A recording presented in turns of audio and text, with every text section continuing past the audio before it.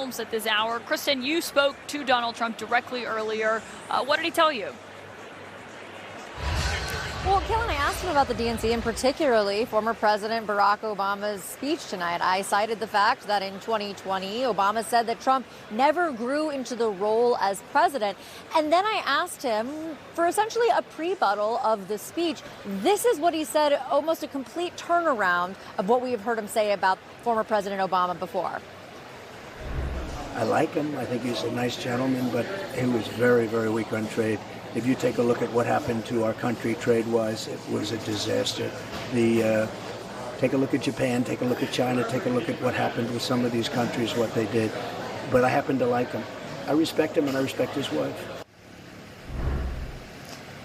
Kaylin, I respect him and I respect his wife. Obviously very different from what we've heard from Donald Trump, particularly during his tenure in office, when he repeatedly blamed Obama for a lot of shortcomings in his own office, tried to undermine his legacy, and before that was the biggest promoter of birtherism, essentially saying that Obama wasn't eligible to be president. We have never really heard, at least in modern times, him say that he had some kind of level of respect for him and his wife, but clearly he is shifting his tune today.